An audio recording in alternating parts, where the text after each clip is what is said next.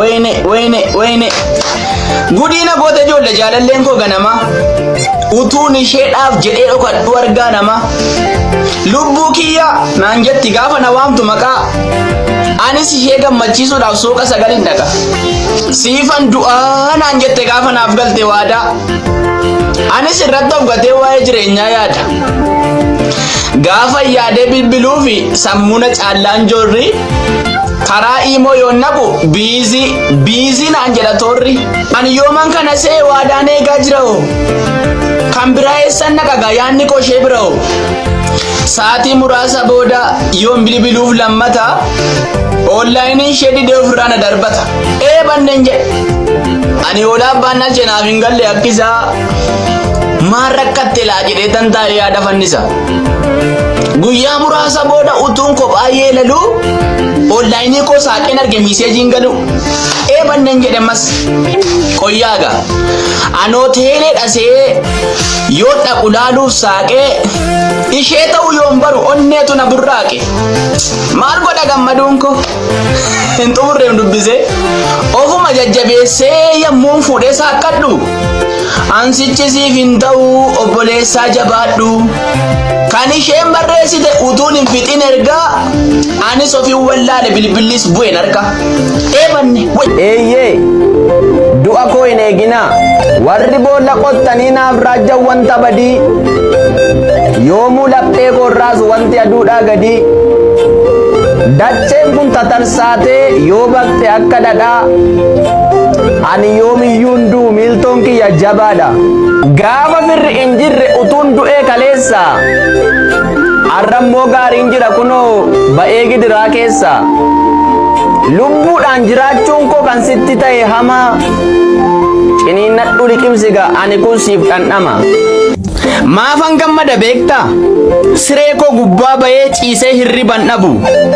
sooressa mini garuu guyyaan beela hin qabu aati koo na jaallatti abbaan koos na nabaarre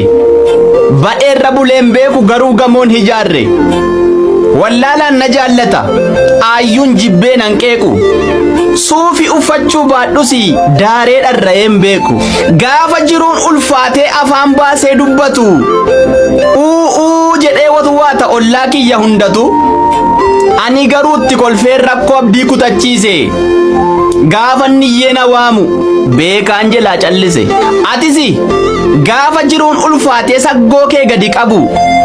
jirmi jiidhaan folloqee mana kee irratti cabu yeroo gola kee seenu dhufee lolli dingata kan si boosisuu dhufe itti kolfirrifata xankarri baldiina koo yaasa du'a koo eegdu ansilan gubbaan ba'e utuu ati boossee didduu kiyyoo meeqa osoo xaxxuu deemtee karaa koo gubbaa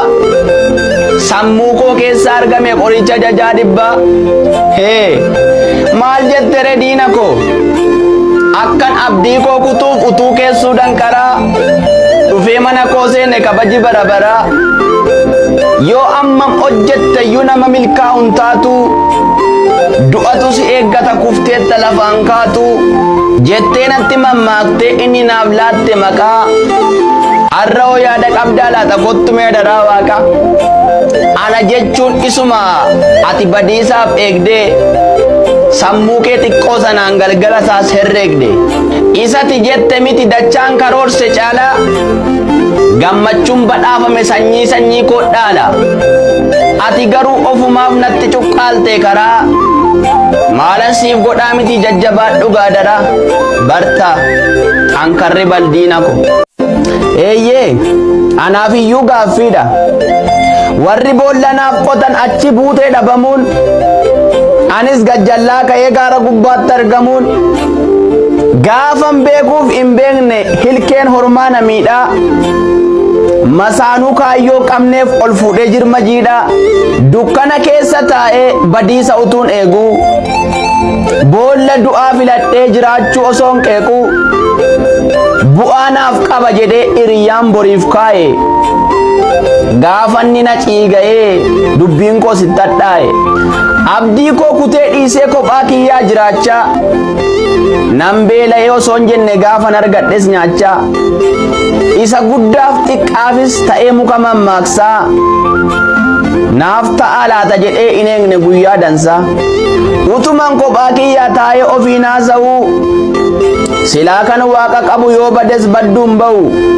kataf jedhee as ba'ee kan harkisaa wal qixaa gula sammuu koo keessaa baase moofaa ciccita eeyyee